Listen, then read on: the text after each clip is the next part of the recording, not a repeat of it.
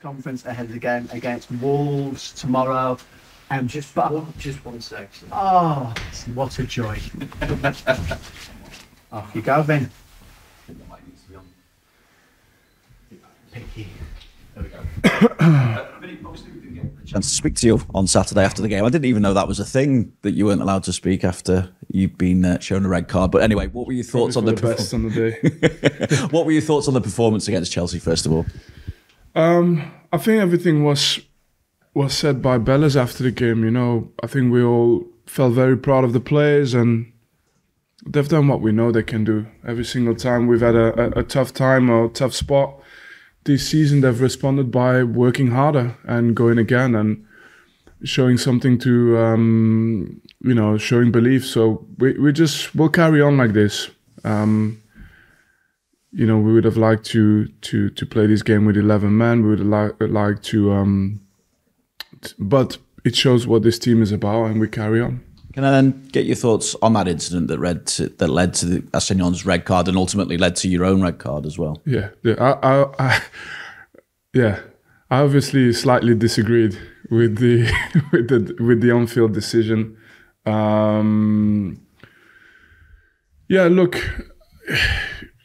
I think after the game, it's important to say that I did go in and see the officials to apologize about the choice of words. Definitely, also my intention was not to say at all or to suggest that an official would get in his car in the day of the game and come to the game with the intention to referee against the team. So it wasn't absolutely my intention. But the frustration comes from the fact that it's succession of mistakes. And it's always debatable. So when it's one game and one event, then it's debatable. Just like this case could be debatable. Less so than other cases, I think, but you can always debate. But it's the succession of it for us this season, and the effects on points and the effects on our season. And, I suppose that all of that kind of gives you almost like a feeling of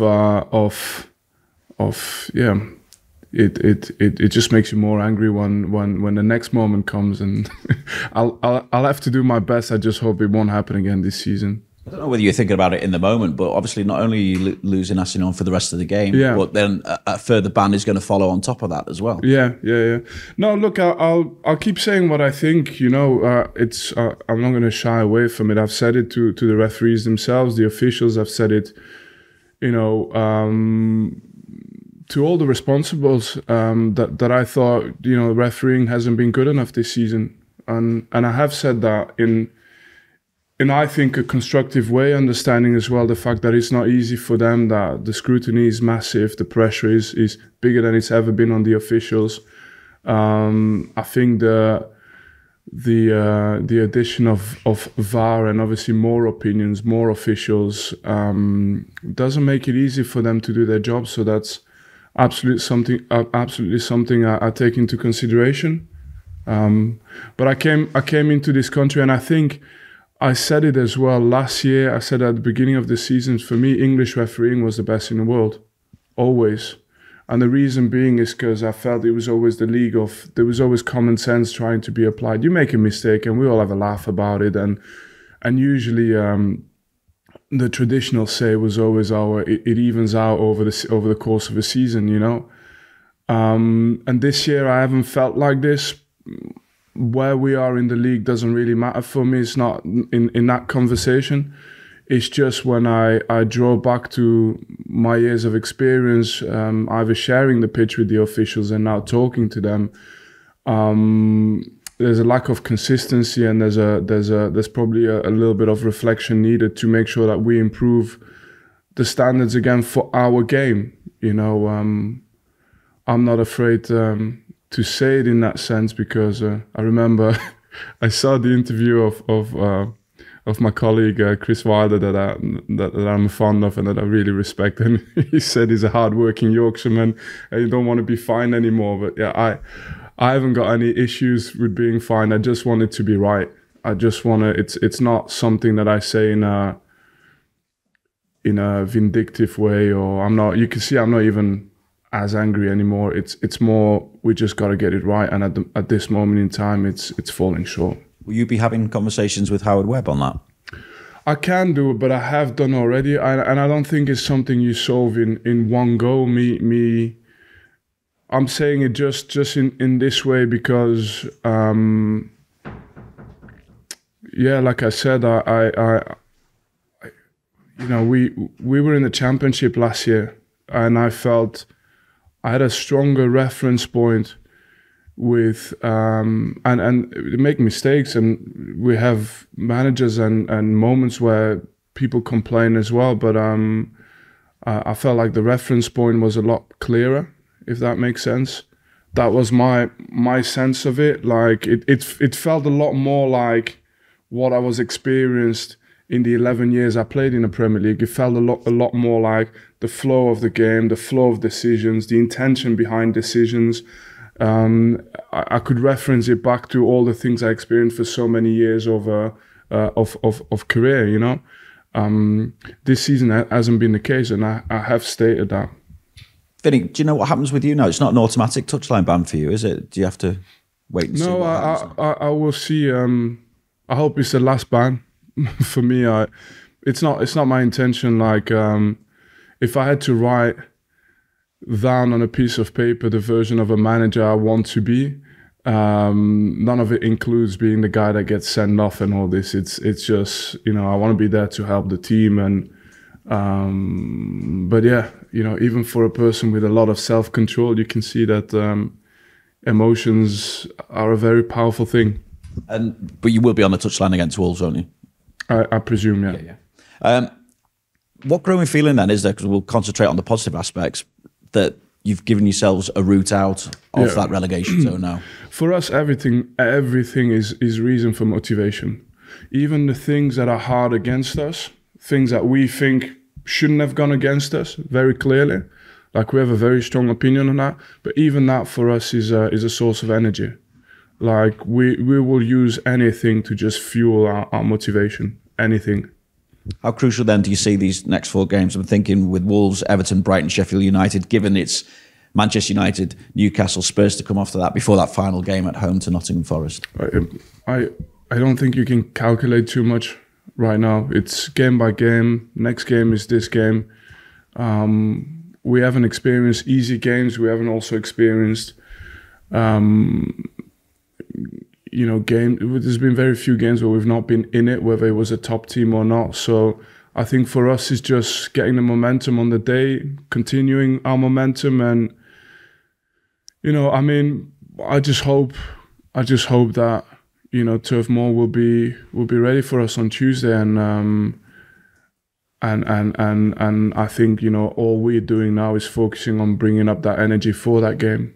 Does it bother you though, Vinny? We're in a situation where it could come down to that final game against Nottingham Forest, and you might not necessarily know even after that exactly where you're at, because Forest have got that appeal pending against the points deduction. No, I couldn't care less. I'm not concerning myself with it. There's still a story to be written by this team, and under any circumstances. So for me, it's the next game and the game after that, and I said it. My view, I think my view is that we're not just working towards 8 games, I think, or 9 games. We're working towards, first of all, just continuing building, becoming a better club. And that doesn't just happen because you have a good result or a bad result. It's much more than that. It's a way of being. Do you have to make sure it doesn't come into the minds of the players, though, as well, that situation? It won't. We have nothing to lose. We should have no fear. We should just go out there, run our socks off, and play our hearts out. What do you expect, again, this challenge against Wolves? It was a narrow 1-0 defeat, of course, against them earlier this season. Yeah, there's been a lot of narrow results, and there's been a lot of games like that. But we're what is it, 5 months, 6 months further on our journey, and a lot of players have hopefully progressed, but in the context of tomorrow, it could be anyone we're facing. It wouldn't really matter as to what our mindset is. Just check on squad news. Obviously, Fofana eligible again, but I'm thinking in terms of players potentially back. Bayer, I mean, how far away are they? Yeah, there's still a few players that, even though we don't have a lot of time until the end of the season, that we just have to make sure that we recover them for the last 6, 7, 8 games. So we just want to make sure we still don't do something irresponsible.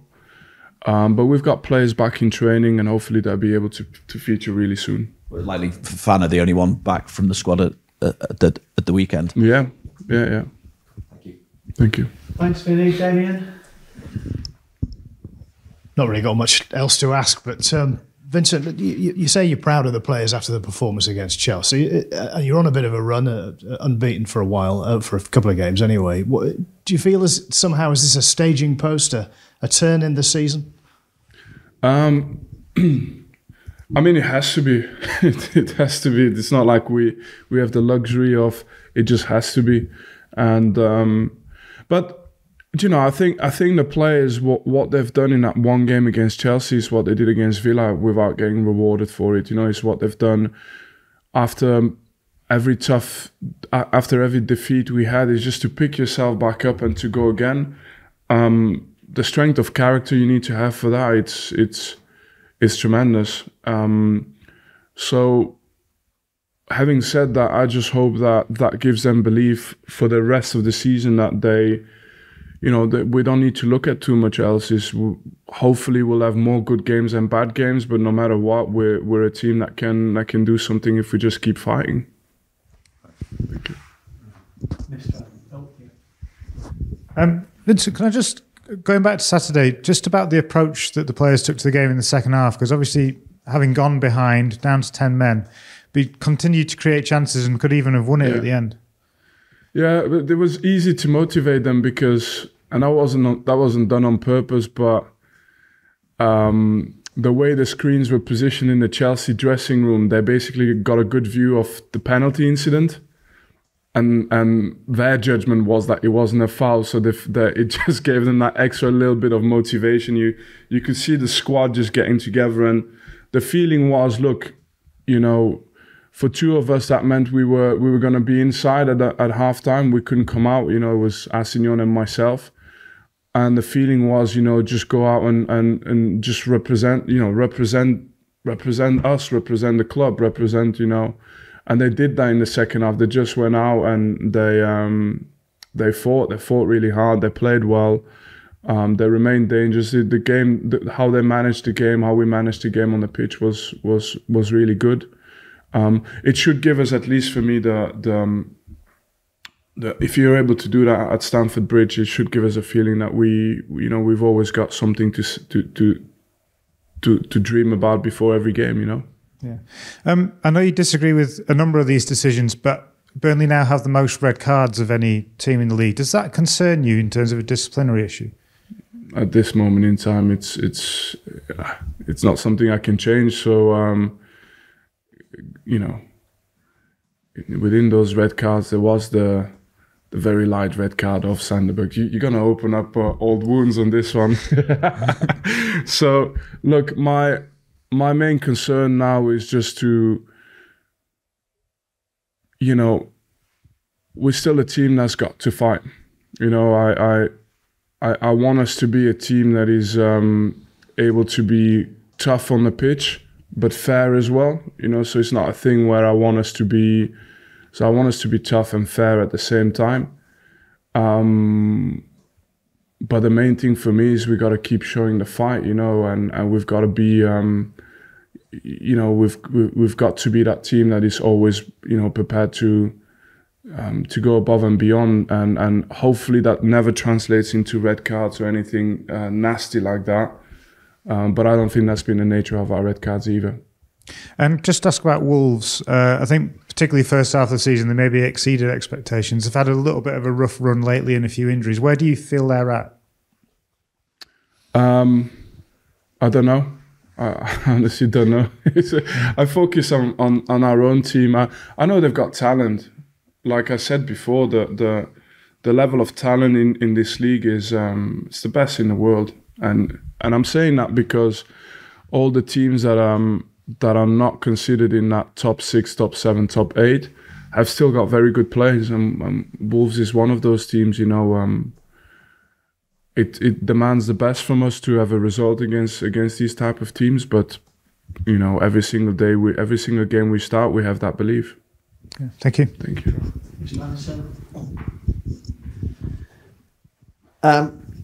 Vinny, is this a moment?